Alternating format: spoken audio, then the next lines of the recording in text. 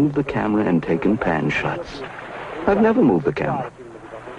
So how can it be said that my film is out of the Pasolini school? Pasolini ha doprato Carello, io non ho mai adoprato Carello. Pasolini ha doprato zoom, io non ho mai adoprato zoom. Pasolini ha mosso la macchina, faceva panoramiche, io non ho fatto mai panoramiche. Come si fa a vedere film mia di scuola? Questo quindi era già preparato. Pasolini met Sergio Citti in 1950. Sergio helped him enormously in all his novels. He was like a living dictionary.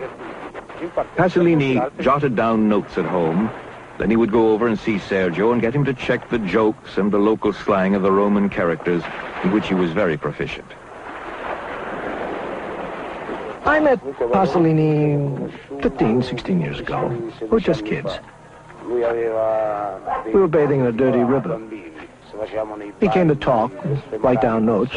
In an instant, we were friends. I became involved in his films as an actor. Franco Citti, the brother of Pasolini's oldest friend in Rome, Sergio Citti. He'd known him ever since he was a small boy. He was perfect for Accartoni. He told me he was going to make a film. The film was Accartoni. I always wanted to go into films ever since I was a young boy. But I had no idea what filmmaking was all about. I finally realized when I had finished my first film, Accartoni, and when it was shown at the Venice Film Festival. I found it very moving. Started to cry. Mi sono pure commosso, mi sono messo a piangere.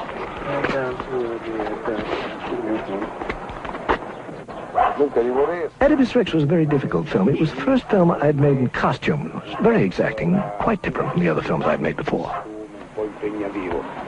Cosa vuole? Sì, una crisi religiosa molto ridicola. A 14 anni ero molto credente ancora. I've never been religious unless you can count a very ridiculous religious crisis at 14 years of age. I was still very innocent. Then from one day to the next, I didn't believe anymore.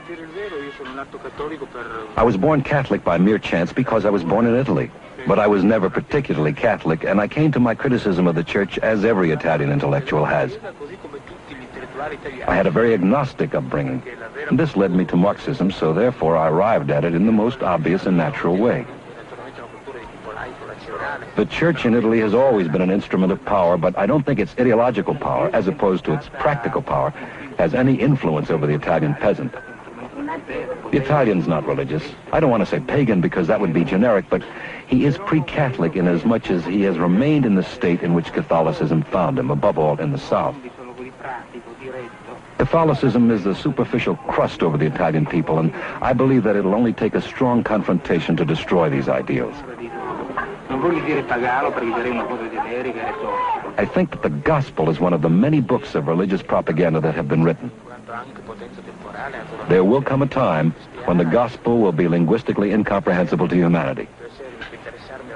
The gospel is tied to time and its historic place. The church can only survive if it continues to change and put into continual crisis its own institutionality. I'm now preparing a film on St. Paul. In the film, we bring into question not the validity of the church, but its mere mode of existence. Cioè la Chiesa può sopravvivere soltanto se decodificandosi continuamente, mettendo continuamente... The church will probably be able to continue for centuries to come if it creates an ecclesiastical assembly that continually negates and recreates itself. My criticism is against the church as a power as it is today. I said that when I was a boy I believed, I prayed, but it wasn't anything very serious. I think there are some facets in my character that have something of a mystifying quality. I'd say that this is part of the trauma that dominates my existence. Nature doesn't seem natural to me. It's a sort of act between me and the naturalness of nature. Philosophically, nothing I have ever done has been more fitted to me than the gospel according to St. Matthew, because of my tendency always to see something sacred and mythical and of epic quality in everything, even the most humdrum, simple, and banal objects and events. Pier Paolo Pasolini has had a major impact both on politics and the church in Italy.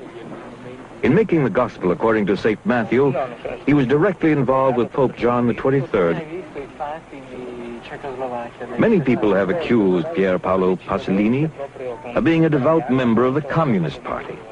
The fact is, the relationship between the Communist Party of Italy and a cultural personality such as Pasolini or Visconti, for instance, is one of great flexibility on both sides.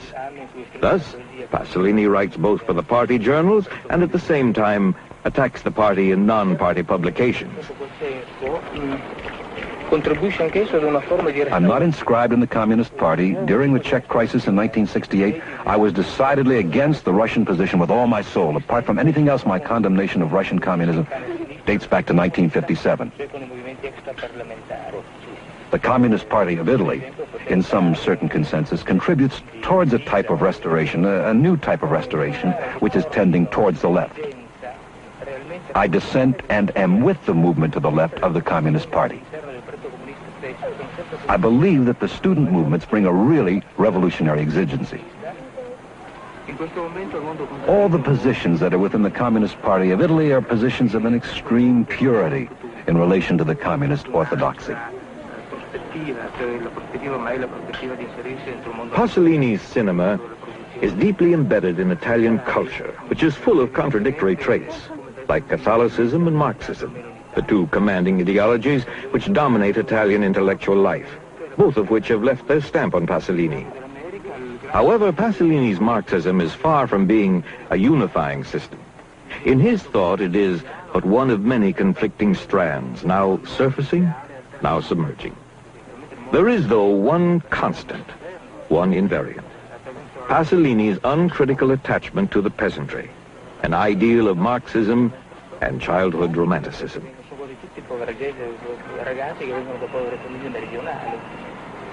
The working class, as past events have shown, both in France and Italy, have taken in hand all the possibilities of revolution.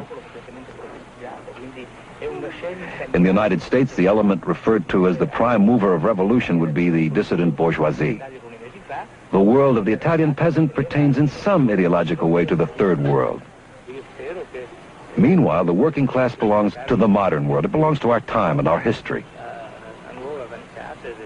Here in Italy, the policemen, for the most part, are poor boys who come from very poor families in the South. I hope that the union confrontations and the student movement will bring us to new advances in the people's movement and in the revolutionary movement. The idea of Marxism being rational is true when it's a science, but in the moment when Marxism is action or revolution, it ceases to be rational. The moment a Marxist goes into action, purely pragmatical elements or purely revolutionary sentiments exist that contain something of a religious or mystical nature.